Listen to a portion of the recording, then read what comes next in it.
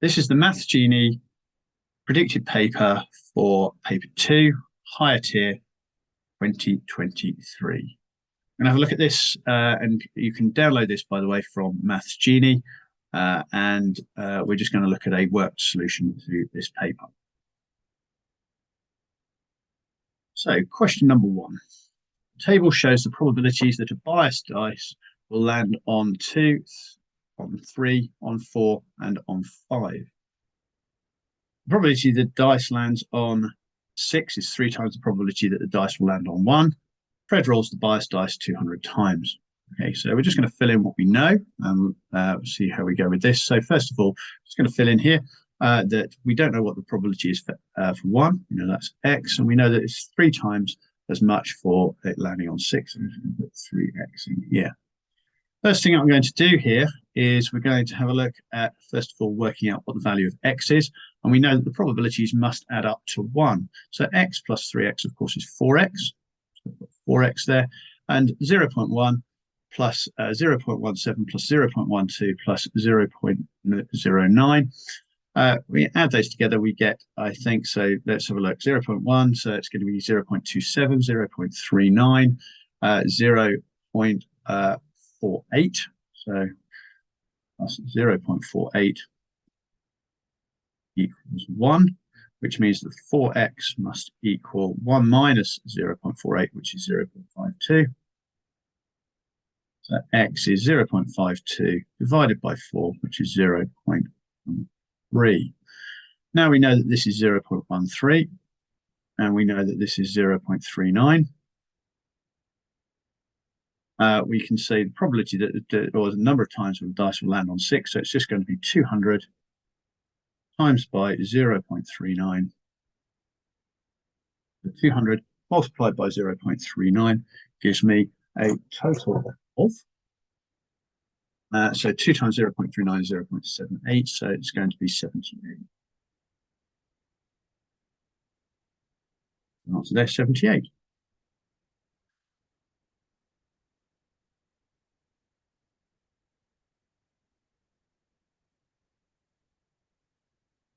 Complete table of values for y equals 2x plus 6 minus x squared. What we're looking for is we're looking for some sort of symmetry as we do with this, because you get obviously symmetrical properties with a quadratic curve. I'm going to start off with the easiest one. So just put in the value for 0. So 2 times 0 obviously is 0, and minus 0 squared. So it's just going to be in there. We get 6. And then we've got our symmetry. Now we're going to go for the next easiest one, which is 1. So we've got 2 lots of 1, which is 2, plus 6, which is 8, minus 1 squared. So answer 7 in there. And we're expecting 3 to appear in this one here with the 3. So let's have a look. Let's put in a 3. So 2 lots of 3 is 6, plus 6, which is 12, minus 3 squared, which is minus 9. So we end up with a 3 there. That's perfect. And now we're expecting the -2 and the 4 to be the same, but we'll just double check those. So we've got 2 lots of 4, which is 8, plus 6, which is 14, minus 4 squared, which is minus 16. So 14 minus 16 is -2. And do the same with the 2. We've got 2 lots of -2, which is -4, plus 6, which is -2.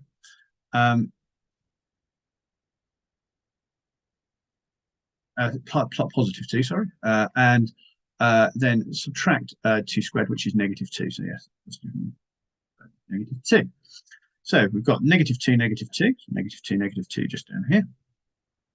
We've got -1, and we had 3 for -1, -1, 3. We had 0, 6, 1, 7, 2, 6, 3, 3, and 4, -2. Now, when we draw this and we draw the graph of this, we're expecting to see a nice smooth curve here. Okay, and we'll just go up here like this. Fairly tricky to do, but we've hit the first point here. Yeah, we'll just keep going and bring it around. And it should be a gradient of 0 when we hit the vertex here. So this is our vertex coming up here. So we're looking for a gradient of 0 there. So that's a nice sort of smooth curve. And you notice this isn't perfect, but it will still score 4 marks because we're attempting to get a nice smooth curve between our points. It should be a freehand curve, not drawn with a ruler. Okay, so I'm just going to bring that down there.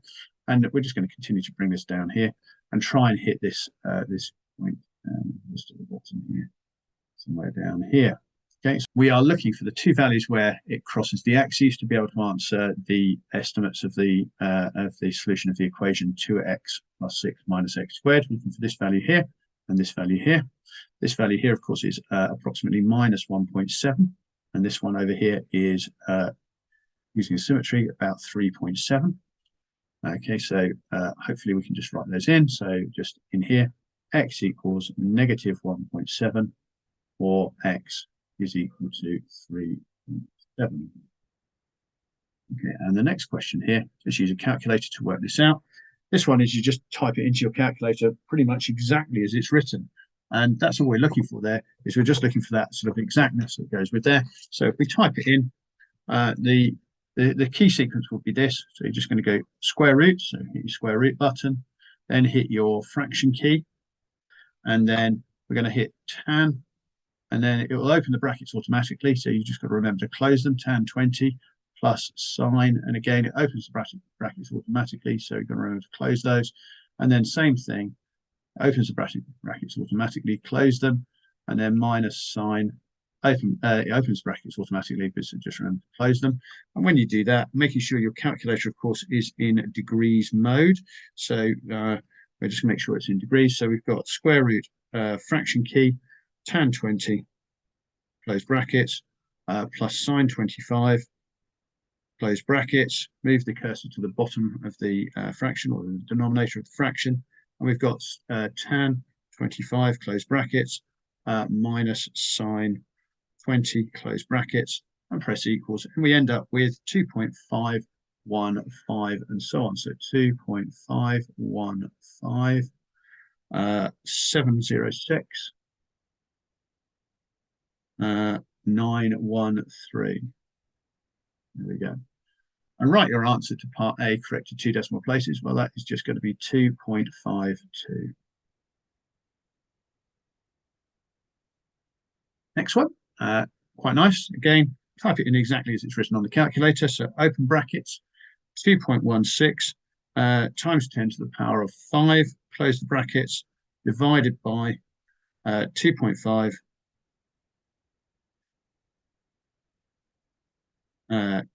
times by 10 to the power of negative 4. There's the brackets there.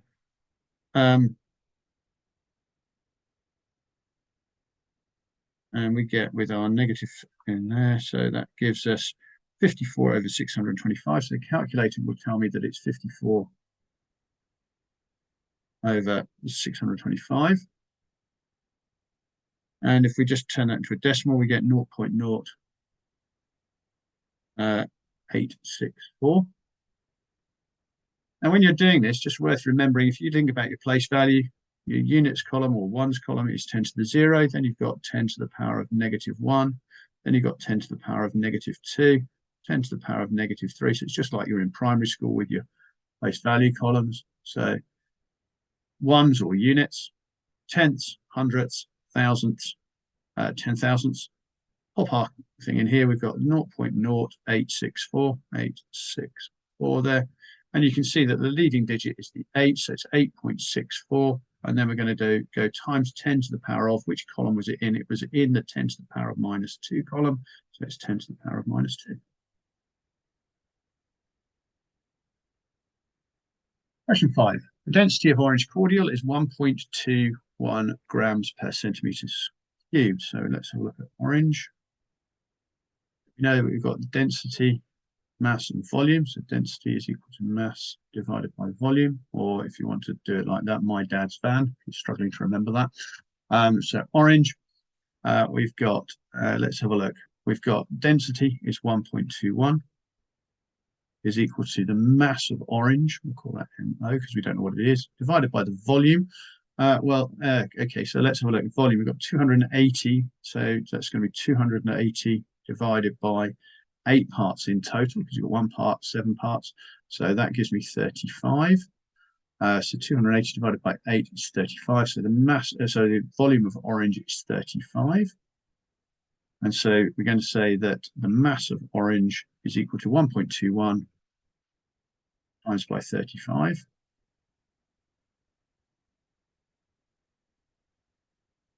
Which gives me 42.35.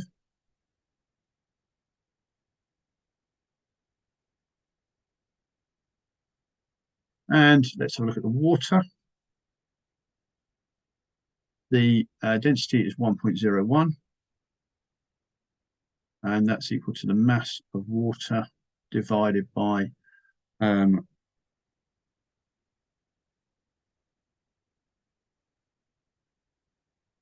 by 245. So 245 times 1.01 gives me the mass of water is equal to 247.45.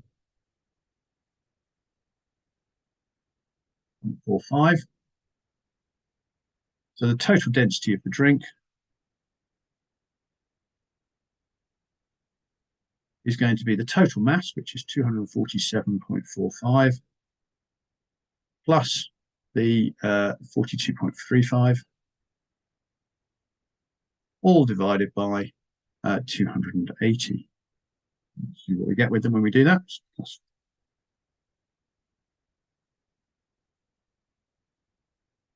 Gives me 1.035. So density 1.035 grams per centimeter cubed. 1.035. On the answer on there.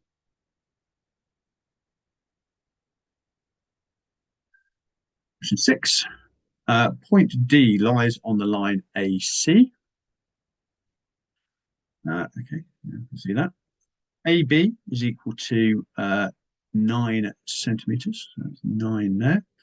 BD is equal to 13 centimeters there. And CD is equal to 4 centimeters just there. Okay, right. This is a question about Pythagoras' theorem. And we can see here to work out AD, we can see that obviously AD squared plus 9 squared must equal 13 squared. So AD squared is equal to 169, that's 13 squared, minus the 9 squared, which is 81. So that gives me 88. So AD squared is equal to 88, which means that AD is equal to root 88. Root 88. Now we look at the big triangle. So we've now got, if we've got the big triangle, just a quick little sketch of what's going on here. We know that this is 4 plus root 88. We know that this one is 9. Now, this one here, BC.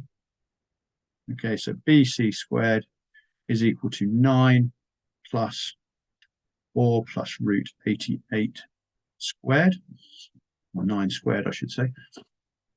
That gives me root 88 plus 4. And we square that. Get something fairly unpleasant. Plus 9 squared, so that's plus 81. And then root of that gives me 16.1 roughly. This gives me 16.1259.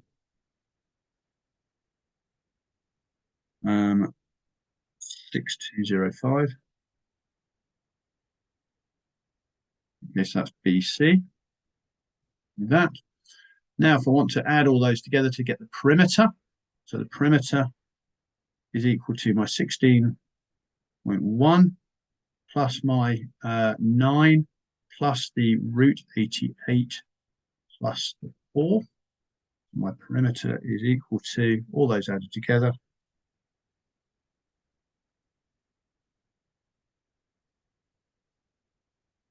Gives me an answer of 38.5. Significant figures. Question number 7. Number m is rounded to 1 decimal place. The result is 9.4. Complete the error interval for m. We're going to solve this by doing a number line. So let's draw a little number line here. We're going to pop 9.4 in the middle of our number line. We're going to look at to one decimal place. One decimal place below, of course, is 9.3. And one decimal place above is 9.5. The error interval is talking about the numbers that round to give 9.4. So what we're looking at here is we're going to just look for the midpoint of each one of these bits in here. So this is 9.35. So 9.35 and above will round to 9.4. And then the critical value that rounds up to 9.5 is 9.45, which is why you've got the strict inequality on the right-hand end of this. So this is 9.45 here. And down here, we've got 9.35. Okay. Let's look at question number 8. ABC is a right-angled triangle. Calculate the length of AB, that's this side here, which we'll call X, and give your answer to correct to 2 decimal places.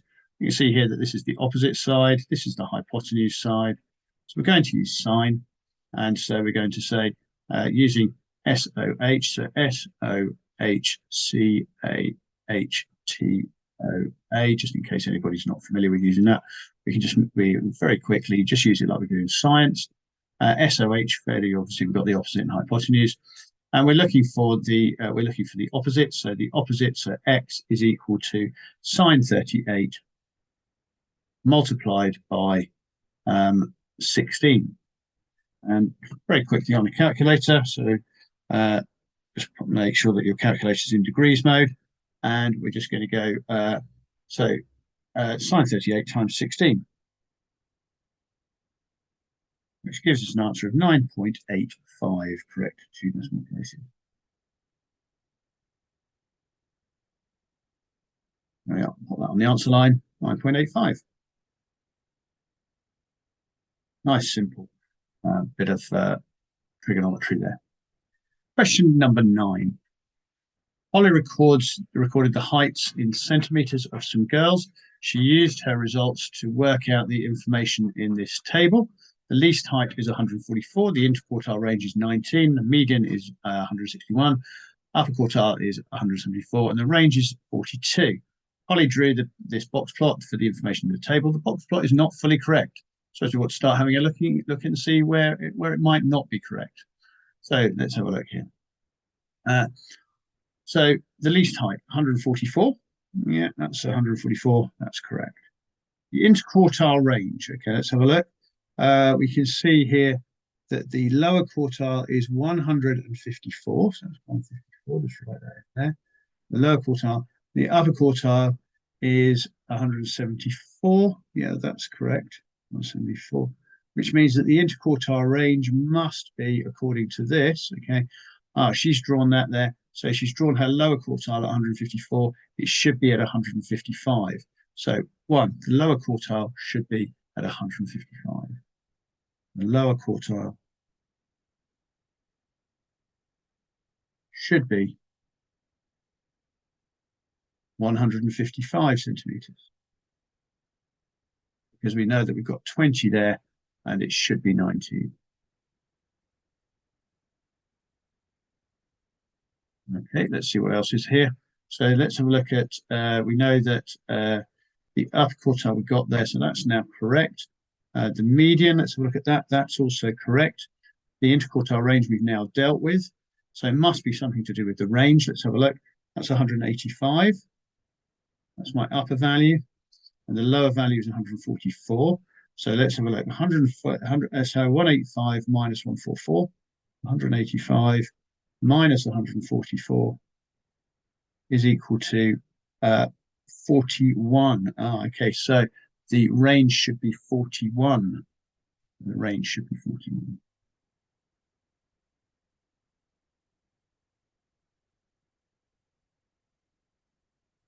Okay, there we are. Those are 2 marks. Okay, question 10. A group of people did a test. Number of children who took the test, the number of adults who took the test is 3 to 5. The number of children who passed the test to the number of children who failed the test is 4 to 1. The number of adults who passed the test to the number of adults who failed the test is 7 to 2. So what we're looking for here, we're going to have a quick look and see what how many parts there are in each of these ratios. So in the first one, we've got 8 parts. In the second one, we have got 5 parts. And in the third one, we've got 9 parts. Okay, so what we're now going to look for is we're going to look for the lowest common multiple of 8, 5, and 9. So 8 times 5 is 40, times by 9 is 360. So we're going to have a look at 8 times 5 times by 9 gives me 360. Now, you don't have to choose the lowest common multiple. This is the lowest common multiple, but you don't have to choose that. You could choose just any multiple, so you can just multiply those 3 parts together. So we're going to assume that there are 360 people taking the test. It may not be, but it's probably going to be a multiple of that. So let's have a look and see how we do this. So first of all, we're going to divide 360 in the ratio of 3 to 5 to find out the number of children to the number of adults, because that's still the same number of people who do the test. So children to adults, we know is 3 to 5, and we're going to divide 360 in the ratio of 3 to 5. So, a little calculation here, 360 divided by 8 is equal to 45. Okay, so now 3 times 45 is 135. And we've got, for the adults, 5 times 45, which is 225. So we now know that we've got 135 children and 225 adults. Okay, let's take a look at the next piece of information. Number of children who passed the test and number of children who failed the test is 4 to 1. So for the children, we're going to look at the pass and fail. The pass to fail is 4 to 1.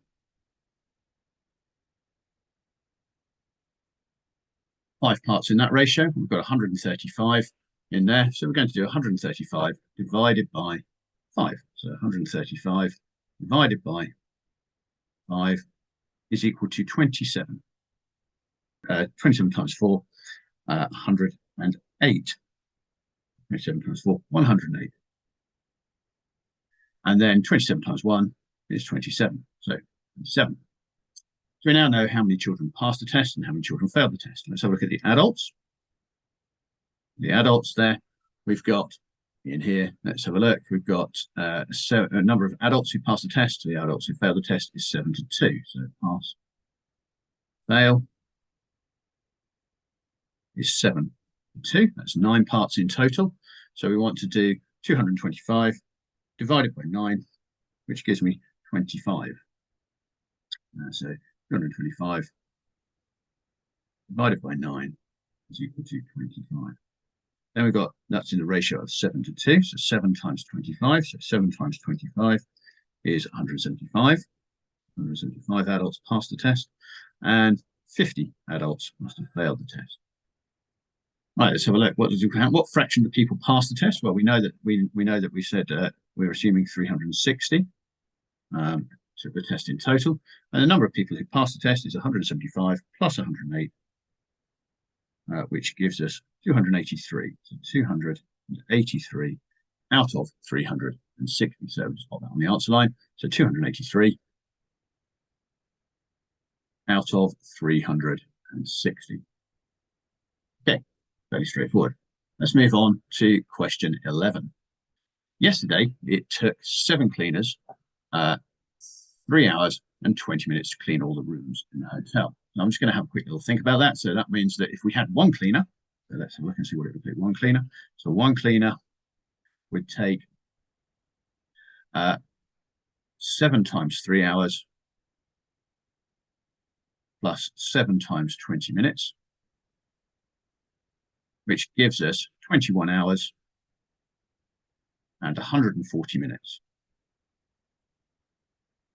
Okay, so let's work that out. 140 minutes, of course, is 2 hours and 20 minutes. So that becomes 23 hours and 20 minutes. Okay, let's see what the next bit says. There are only 4 cleaners. So 4 cleaners would take a quarter of that. So 4 cleaners take 23 hours divided by 4. So 23 divided by 4, which is equal to 5 3/4 hours. So that's 5 hours and 45 minutes plus 20 divided by 4, which is 5. So that's 5 minutes. So it's 5 hours and 50 minutes. Each cleaner would work for 5 hours and 50 minutes. Okay, each cleaner is paid £11.50 for each hour or part of an hour that they work. So they've worked 5 hours and part of another hour, so that's 6 hours. So it's going to be 6 times by £11.50. Okay, so 6 times £11.50. And that comes out as being equal to £69 each. So £69 for that. Yeah. Exactly £69. The answer there, we're done. Question 12. Megan paid 17,500 or invested £17,500 in a savings account for 3 years. She's paid 3.9% compound interest for each of the first 2 years. So that's going to be 17,500 times by 1.039. Okay, and then we're going to times that by. Now, if you look in the formula sheet, you can actually get this from there. We're just going to go 1 plus R, which is your rate, over 100. So we can actually take that straight from the formula sheet there. Okay, so 1 plus R over 100, and it was 1.039 for the first 2 years, so that's going to be squared, and then this one is for 1 year, so that is power of 1.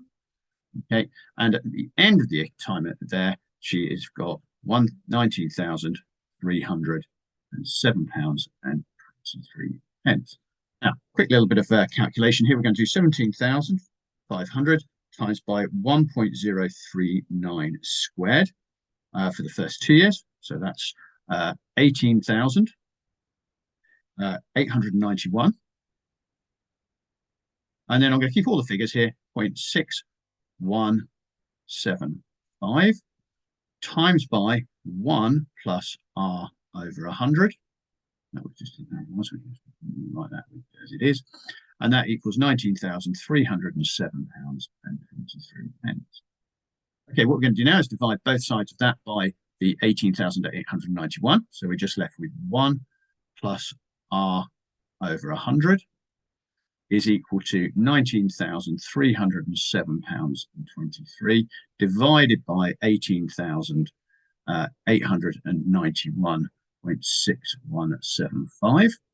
So that gives you 1 plus R over 100 is equal to, and we'll just quickly do that, so 19,307 and 23 pence divided by what we had before. So we've got 19,307.23 divided by what we had before, which was our answer there. So that's 1.02 and so on. So we're just going to go 1.02, 199,837. And that gives us then R over 100. Subtracting 1 from both sides, we end up with 0.021999837. And that means that R is equal to 2.199 and so on. And it wanted it to one decimal place, so that is R equals 2.2%. Okay. Question 13. We've got a nice diagram in here. Let's see what it's asking us to do. Enlarge the shaded shape by scale factor -2 with center of enlargement 0, 0. This is quite nice because we can use position vectors to be able to do this. So all we're going to do is take the position vector of each point. So let's take this point here. So that point there has a position vector of -2, -2. And we're going to multiply that by -2, which gives me, so it equals a new position vector of 4, 4. So a new position vector of 4, 4. Let's pop that in there. So 4, 4 goes there. Let's take the next point. Let's take this point here. So this point has a position vector of -5. This is my x coordinate, and my y coordinate is -2. And we're going to multiply that by -2, and that gives me an answer of 10, 4. So put that there. 10, 4 is just here. Then the next point, let's take this one down here. So this point here has a position vector of -6, -4. So -6, -4. Multiply that by -2. And that gives me an answer of 12, 8. So 12, 8. So let's pop that in here. So 12, 8. So look, 12, 8. So 12, 8 is just here. And probably you can see already what's going to happen with the last point. Last point was -3, -4. So -3, -4. Multiply that by -2. And we get an answer of 6, 8. And let's have a look. Does that make sense? 6, 8. Yeah, that looks about right. And then we just get a nice thing on here. We're just going to go, let's get a nice straight line here. So just insert some straight lines here. So here we go, some straight lines. So 1, across that. Smooth that up slightly. Not perfect. So 1 there. And then we go Control D. We'll do the same. Hang on. We'll do that. Okay. Then just grab that. And we'll just grab another one of those. Connect this vertex here to this vertex here. And we'll have another one of those. Vertex to vertex. And then finally, vertex to vertex on this one here. Nice straight line.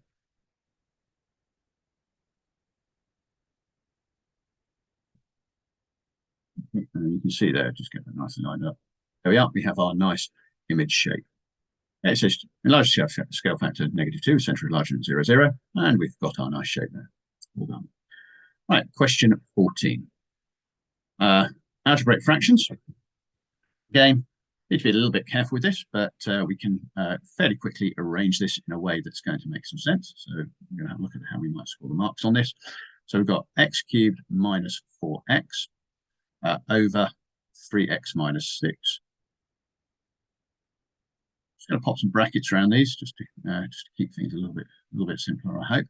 And then we're just going to change that to a times, and that's going to be 5 over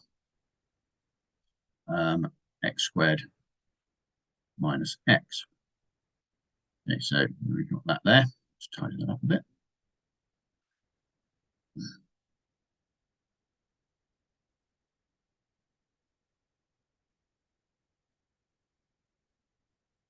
Right back in there. Right, I didn't really want to do that. Okay, so there we are. Okay, so 5 in there. Next one. Okay, so let's have a look and see what we do with the next stage here. So when we're multiplying fractions, remember it's numerator times numerator, denominator times denominator. But there's a couple of things we can do before we even do that. We can factorize our numerator here. We've got x brackets x squared minus 4. Okay, and then we're going to multiply that by 5. So just pop that there. So let's multiply by 5. And then the denominator, we've got the second part of the denominator can be factorized to give me x brackets x minus 1 multiplied by, and we've got 3x minus 6. Right, let's see what we can do with this.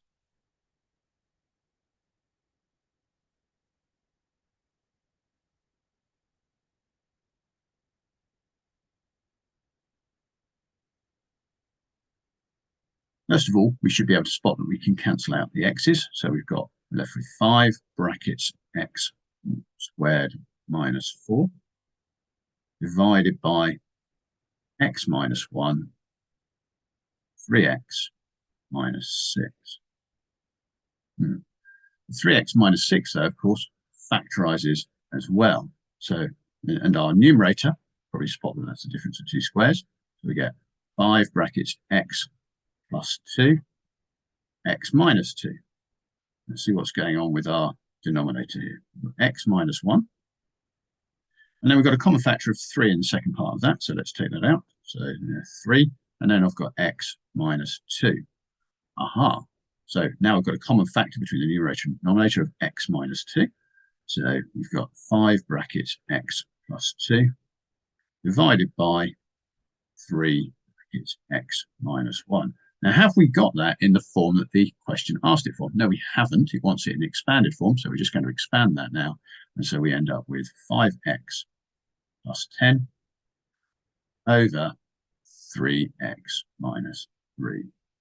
There we are. So on the answer line, 5x plus 10 over 3x minus 3. Right, next part. This is adding fractions. A couple of things that I'm just going to notice in this one. First of all, we've got a minus 2 in here. I'm just going to write that as minus 2 over 1. When we know that we're adding fractions, we know that we've got to have the same denominator. And to get the same denominator, I can just multiply the 3 denominators together. So start off by that. So we're going to go our 3 denominators, and I've got 1 fraction, 2 fractions, and minus a 3rd fraction, just setting that up. And my denominators are going to be x minus 1 and x minus 2. There's the first one. Second one, x minus 1, x minus 2. And the third one, x minus 1, x minus 2. All nicely set up to go. What have I multiplied the denominator here by? I've multiplied that by x minus 2. So 3 brackets x minus 2. What have I multiplied this by? I've multiplied that by, or the denominator I've multiplied by x minus 1. So 2x brackets x minus 1. And then finally, I've multiplied the denominator by both of those. So it becomes 2 brackets x minus 1, x minus 2. Okay, so there we are. We've got that nicely set up. Now we're going to say what's that equal to. We're going to collect all of those together now and write it over a single denominator. So we're going to just write that over x minus 1, x minus 2, like that. And this is going to be 3 brackets x minus 2 plus 2x brackets x minus 1, and then minus 2 brackets x minus 1, x minus 2. Now, tidying that up, so we get, as a numerator, we've got 3x minus 6 plus 2x squared minus 2x minus 2 brackets. And we're just going to be a little bit careful. We're not going to try and do all this at once. We're just going to go, this is going to be x squared minus 3x plus 2,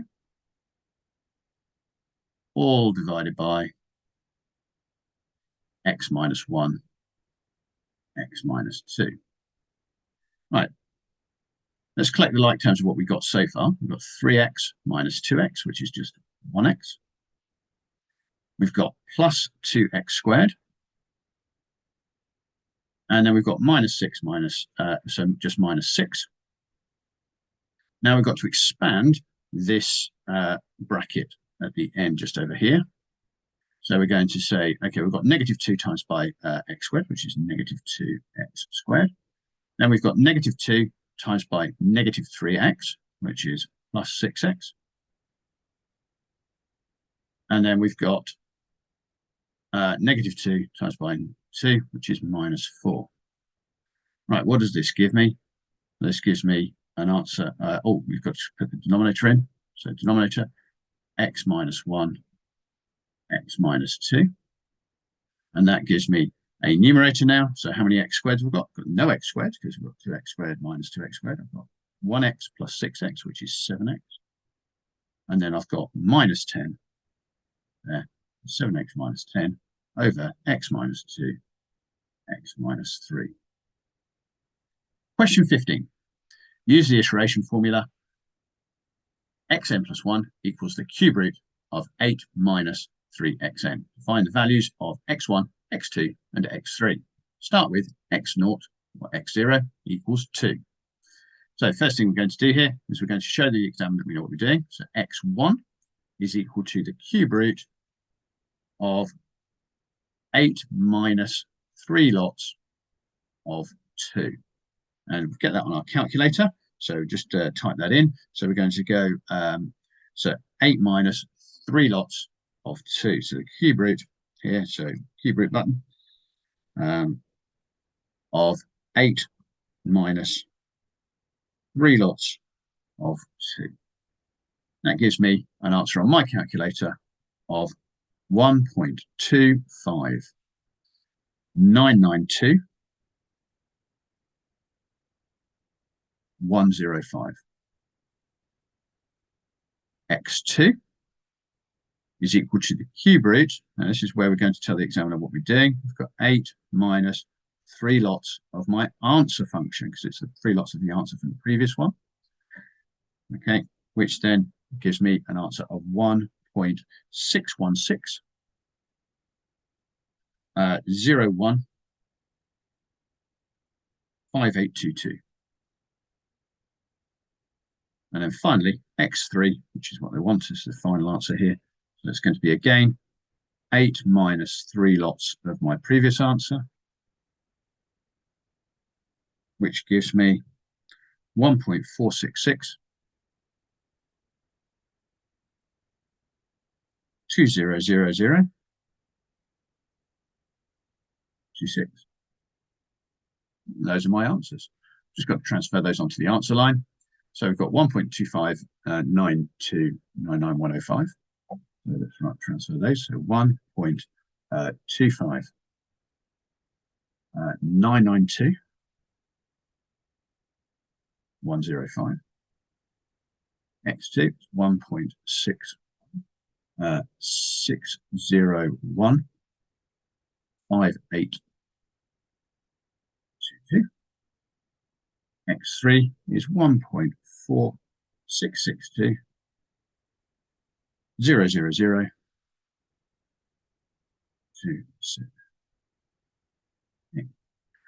Right, let's see what it says here. The values of x1 and x2 and x3 found in part A are estimates of solution of an equation of the form x cubed plus ax plus b equals 0. Find the value of A and the value of B. Okay, let's have a look and see what we've got up here. So I'm just going to steal this formula up here and just bring it down. Copy that down here and pop this down here. Let's see what we can do.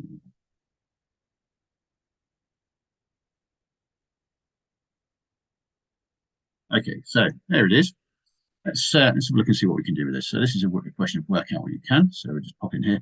So if I cube both sides, I get x cubed equals, what have we got here? So we've got cube root of, so that was cube root's gone down. So we've got 8 minus 3x. Oh, okay. Well, let's have a look and see what's going on here. We want it to be equal to 0. Ah, okay. So it's got to be x cubed plus 3x minus 8 equals 0. Ah, now what's the same? What's different? Well, the x cubed is the same. Plus ax plus 3x. Oh, that means that a must be 3. And then so b must be negative 8. So b must be negative 8. Okay. Nice and straightforward there for our values of a and b. Question 16. Here is a speed time graph for a car. Right, if we've got a speed time graph, we need to remember that the area underneath the speed time graph represents the distance traveled, and the gradient of the speed time graph represents the acceleration. So let's have a look. Part A, work out an estimate for the distance traveled or distance the car traveled in the first 30 seconds. Okay, let's have a look.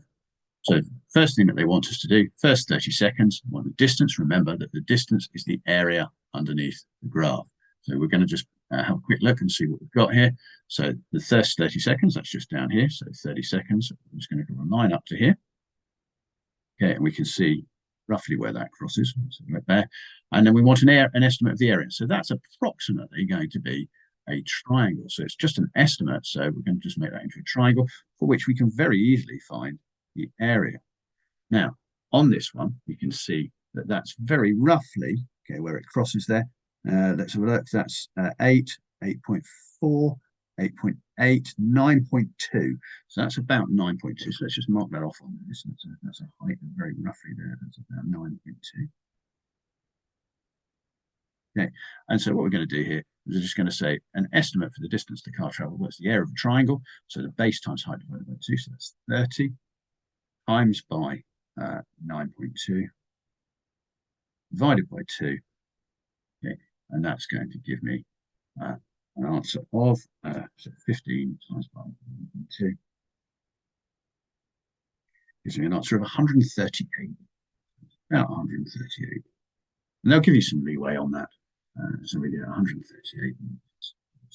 The answer line, 138 meters. Work out an estimate for the acceleration of the or working out an estimate for the acceleration of the car at time 45 seconds. So about 45 seconds is just here. So let's follow that up to this point here. We want an estimate of the gradient at that. So in order to get the gradient of that, we need to draw a tangent. Let's draw a tangent to the graph at that point there. So little tangent in here, and that's going to start somewhere down here. Let's as a rough place to start. Let's maybe and get that sort of nice there. So it's pretty good. Okay, so that's a fairly decent looking tangent. And let's have a look and see what the gradient of that. Remember, the tangent, the gradient of the line is rise over run. So that looks like it goes through the point 16. So that's 16 there. Where does it go through down here? That's at about 5.6. So 5.6 down here. So 5.6. Okay, so rise over run. We're going to do 16 minus 5.6, which is 10.4. Okay, so 10.4. Yeah, so rise, so 10.4. And our run is going to be equal to, so I probably ought to write down actually what I've done to get that. So it's 16 minus 5.6 over 16 minus 5.6 over the run. Let's have a look. Where does that go to? It goes to just here. So that's that looks like it's 60. So that's going to be 75. So that's 60 over 75. Perfect. So 16, so 75 there.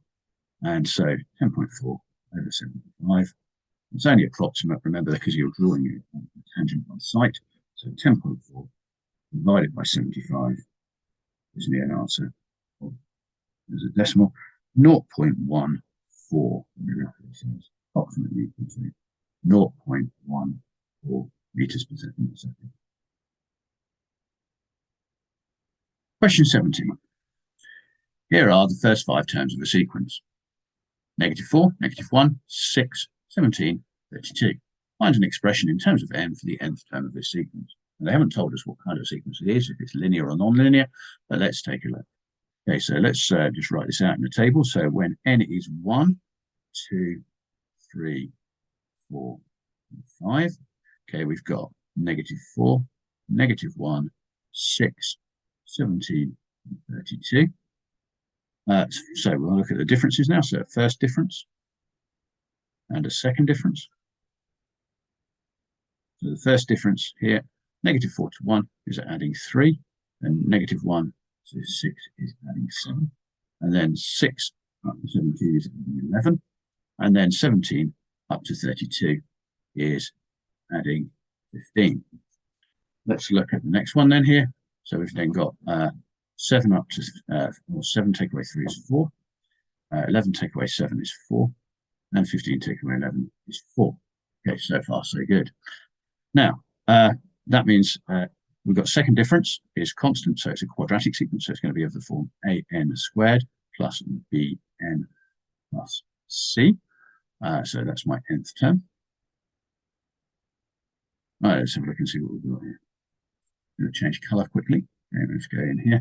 So we know that the second difference, of course, is equal to 2a. So where we've got this, so the second difference on this is the value of 2a. This value here, that is equal to 2a, that one. This one here, not so many people know this, but this is 3a plus b is equal to, in this case, 3. And then the top one here, this is obviously when n is 1, so you've just got, when n is 1, you're just going to end up with a plus b plus c. So this is this value here, a plus b plus c, and that's equal to -4. Now let's use that bit of information. That's going to help us a bit. Okay, so we've now got in here that 2a is equal to 4, means that a must equal 2. We know that 3a plus b must equal 3. So that's 3 lots of 2, which is 6, plus b is equal to 3. That means that b must be equal to -3. And then we've got in here, we've then got last one, a plus b plus c. So a plus b plus c must equal -4. So a, that's 2, plus b, so that's -3, plus c, and that must equal -4. Let's have a look and see what that gives us. 2 minus 3 is -1, or 2 minus 3 is -1. So -1 plus c is equal to -4. So that means that c must equal, we've got there, -3 as well. So this gives us an answer of 2n squared minus 3n, and then plus 1 minus 3. And there's my nth term of my sequence. Okay, question number 18. ABC and ADC are triangles. The area of triangle ADC is 58 meters squared. Work out the length of AB. Right, now they've given us a big clue here, the triangle ADC. So I'm just going to have a quick little sketch of triangle ADC. So a little extra diagram just down here is going to help me hopefully understand this a little bit better. Okay, so we've got 102 degrees down here. We've got 12 meters here. And we know that its area is 58 meters squared. Okay, so we know from our formula sheet that the area of a triangle is a half AB sine C. So let's call this one here, let this out as being x, so we can find out the length of that. So we can say that a half times by 12 times by x times by sine 102 is equal to 58. So now we can find out our value x. Let's see what we get with that. So we've got a half times by 12, so which gives me 6 times by sine 102.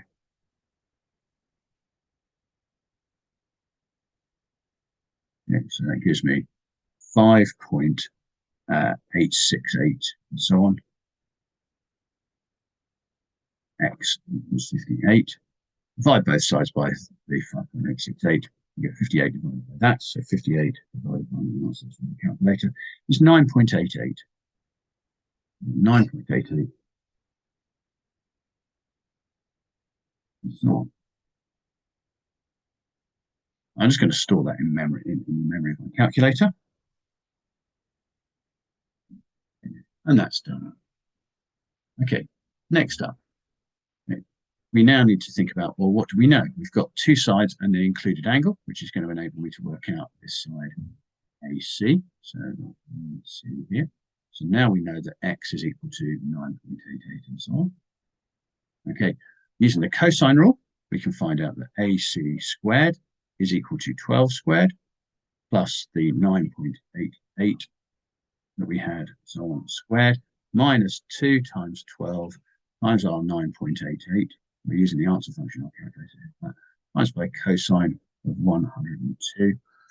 Okay, so that gives me AC squared. So AC squared is going to be 12 squared plus the memory number squared minus 2 times by 12 times by our memory squared, or 2 times, not squared, times by our memory, times by cosine of 102. And so that gives me an answer of 290.98, roughly. 290.98. And so AC, just square root that, get 17.058. So 17.058. Okay, so we've now worked out AC. We wanted to work out the length of AB though, so let's just draw that triangle out very quickly. That top triangle, so top triangle looks something like this.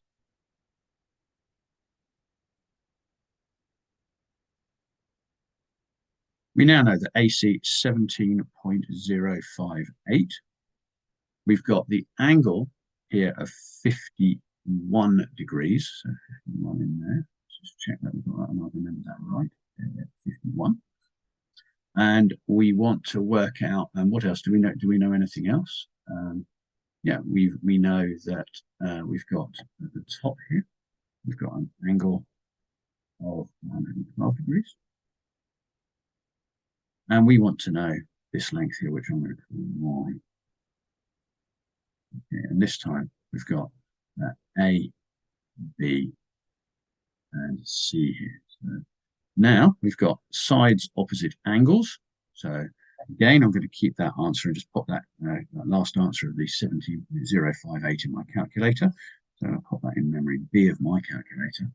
Okay, and what I'm going to do now is I'm going to say, okay, well, we want Y, so that's AB over sine 51 is equal to 17.058, that's the previous one, divided by sine 112, which means that AB is equal to, just multiply both sides by sine 51, so 17.058 times by sine 51 divided by sine 112, okay, which gives me an answer for AB equal to about 14.3.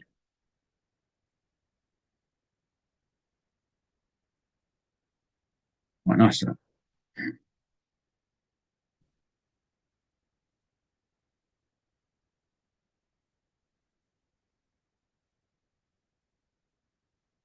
And we wanted it for three significant figures, so that's exactly one decimal place.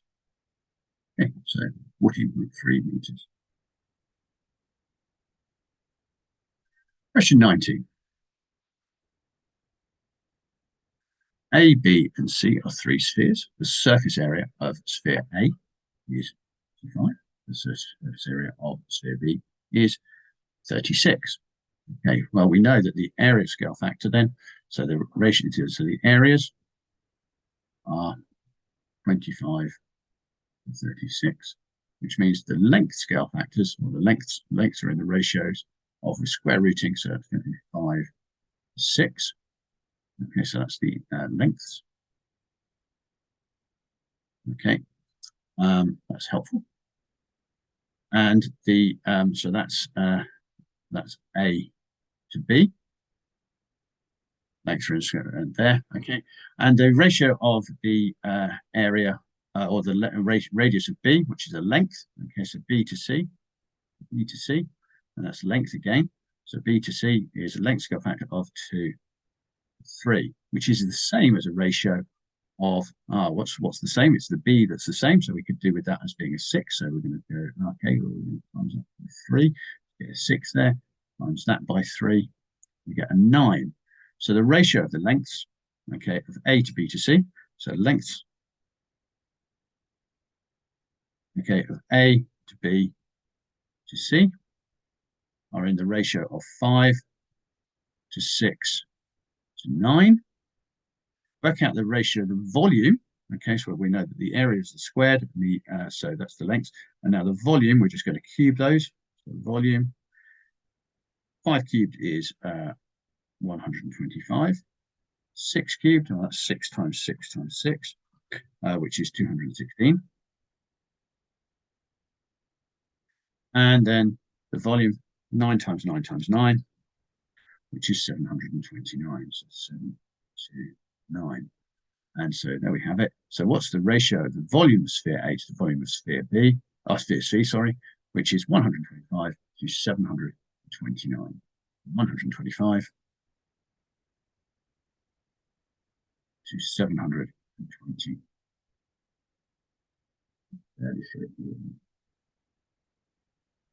Okay, question 20. The histogram gives information about the heights in meters of trees in the park. The histogram is incomplete. Yes, it's missing the 10 to 15 bit. Okay, 12% of the trees in the park have a height of between 2.5 meters and 5 meters. Okay, none of the trees in the park have a height greater than 25 meters. Okay, well, I suppose we ought to use that bit of information. So remembering that in a histogram, the area of the bars is proportional to the frequency. So let's have a look and see what we've got. The first one has a base of 2.5 and a height of 1.6. So 2.5 times 1.6. 2.5 times by 1.6 is into the calculator. That's 4. Okay, so that one's got an area. That's quite useful. Okay, let's have a look at the next one. We've got 2.5. 2.5 times by, what's the height of that one? That is 2.4. So 2.5 times 2.4 is equal to 2.4. Sorry, is 6. An area of 6. Hard to see how this is working exactly, but there we are. Okay, let's carry on. Next one, we've got a base of 5 and a height of 3.2. So 5 times 3.2. 5 times 3.2 is 16. And then finally, this bar here, it's got a height of 1.1. So we're just going to do 1.1 times by 10, which is 11 trees in there. Okay, so 12% of the trees in the park have a height between 2.5 meters and 5 meters. Well, that means that, so how many trees do have that? That's 6. So 6 trees is equal to 12%. Means 1 tree is equal to 2%. And so times that by 50, you get 50 trees must equal 100%. So there are 50 trees in the park. Now to complete the histogram, we need to know how many trees are missing. So we've got 50 minus how many trees we've got. So 50 take away the 4 plus the 10 plus the 16 plus the 11, which is 50 minus 37. So that's equal to 13. We've got 13 trees missing. Okay, and we've got a base of 5. So we've got 5 times by my height of my histogram is equal to 13. So 13 divided by 5. So 13 divided by 5 gives me a height of 2.6.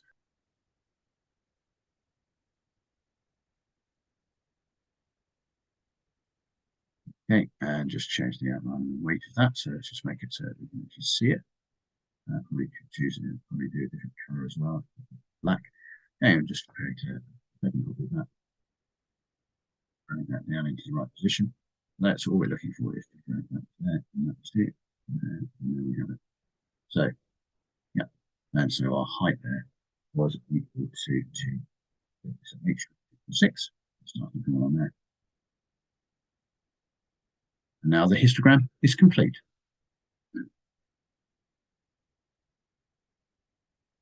Okay, question 21. There are 15 counters in a bag. There are an equal number, or there is an equal number of red counters, blue counters, and yellow counters in the bag. There are other counters in the bag. 3 counters are taken at random from the bag. Work out the probability of taking 1 counter of each color. There are 2 ways to do this.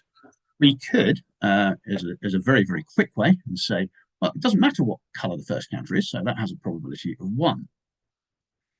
Now, we've got to make sure that the second counter that I take is a different color of those. So there are 4 counters of the first color still in there, but there are 10 counters of the other colors still in there. So that's 10 out of, and there are now 14 counters in the bag. And having taken 2 colors of counter, there are only 5 counters left of a different color. So that's 5 over 13.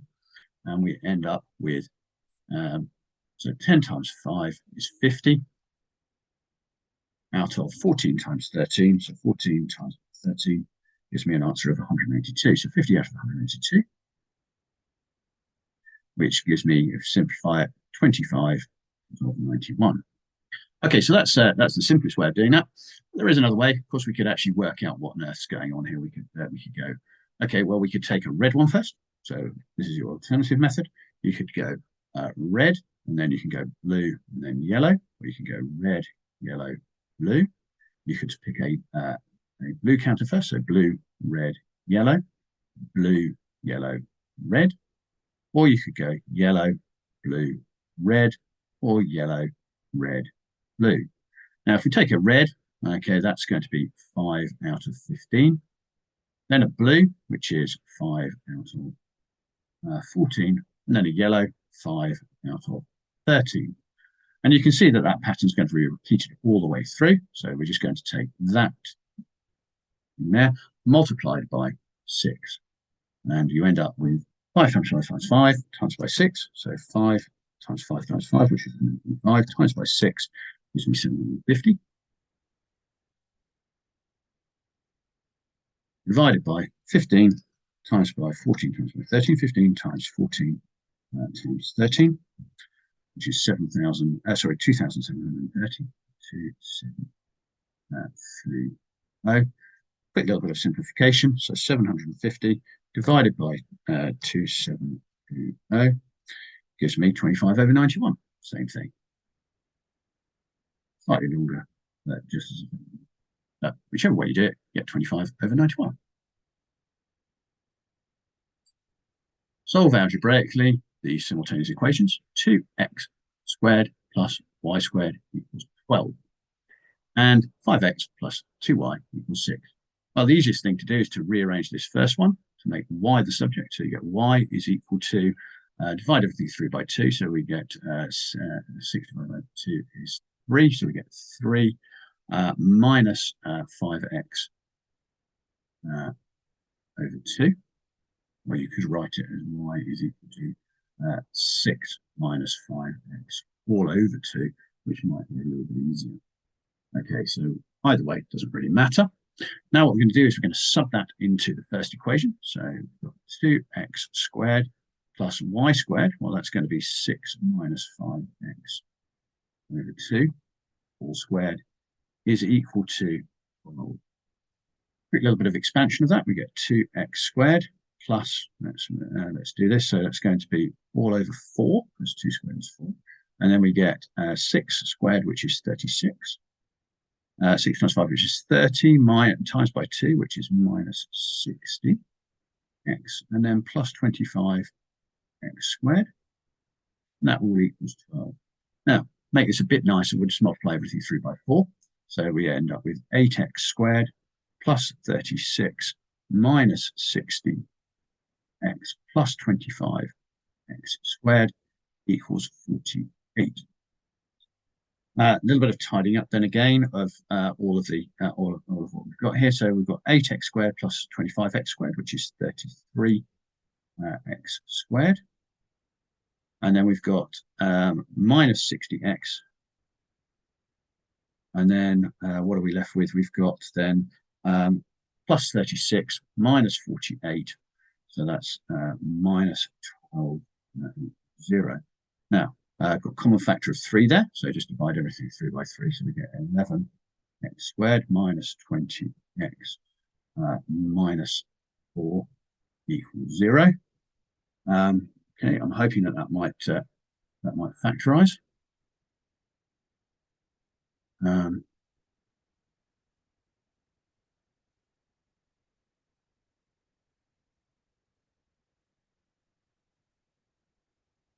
So let's have a look, see if that factorizes. It does. It factorizes into 11x and x. And you can use the AC method to get this, but it actually just gives us plus 2 minus 2. Which if you a little bit of practice in that, you can see pretty much immediately. Which gives us that x is equal to negative 2/11, or x is equal to 2. And if x is equal to negative 2/11, y is equal to, well, let's look, what was our, y was equal to 6 minus 5x divided by 2. So let's type that into our calculator. So y is equal to 6 minus 5 lots of negative 2/11, all divided by 2. So that gives me y is equal to calculator. So y is equal to 38 over 11. And y is equal to 6 minus 5 lots of 2, all divided by 2.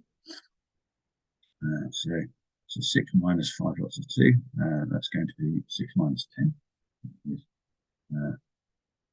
6 minus 10 is negative 4, divided by 2. So y is equal to negative 2. Now let's have a look. These are in pairs now. So we actually need to write this down. So when we write this on the answer line, we say x equals negative 2/11 and y equals 38 over 11. Or, and then putting these in pairs, look, x equals 2 and y equals negative 2. Now we're done. Okay, question 23. D is equal to 1/5 of C cubed. C is equal to 11.2, correct to 3 significant figures. Let's have a look at this on a number line. So 11.2 is in the middle. And this question is about bounds. By considering bounds, work out the value of D correct to or to a suitable degree of accuracy. Give a reason your answer. So the lowest value there, 11.2, could have been, if it was being rounded to 3 significant figures. Well, let's take the next, let's look at the one that it was before it was 11.2. 11 point could have been 11.1, or it could have been as high as 11.3. To find the bounds, though, the error bounds are here and here, halfway between those two. So it's 11.15. And the other one is 11.25. So those are the two critical values that we're going to look at. So we're going to say D is equal to 1/5 multiplied by 11.15 to the power of 3. Okay, and that's going to give us one bound. And the other bound is going to come from D is equal to 1/5 of 11.25 cubed, like that. Okay, so now we can see that we get 2 bounds. And the first one is going to give us the lower bound. And the other one is going to give us the upper bound. And we're going to go 1/5 of 11.15 to the power of 3, so 11.15 to the power of 3, and then times or divide that by 5. Gives us 277.239175. Upper bound is going to be 11.25 cubed divided by 5, which gives us 284.765625. Okay, now we need to look and see what they agree to. So, the lower bound, correct to one significant figure, is 300. One significant figure is 300. One significant figure is 300. Okay, let's go a little bit more accurate. Let's try 2 significant figures. The 2 significant figures is going to be the lower bound. That rounds to 280. And the upper bound to 2 significant figures goes to also 280. So they agree to that point. Let's have a look at 3 significant figures. 3 significant figures can go more accurate than 2. Let's have a look. 3 significant figures for each one of these. Well, 3 significant figures, that's 277. And 3 significant figures over here is 285. Okay, so now we need to look. Okay, those are different. So these two are different. So they disagree. But at one significant figure, they do agree. So these are the same. So we've got agreement there between those two.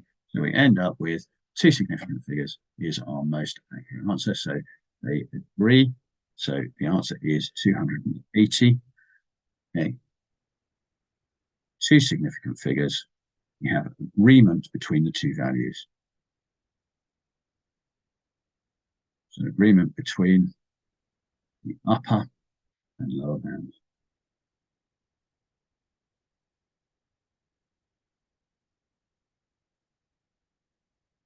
And we finished the paper.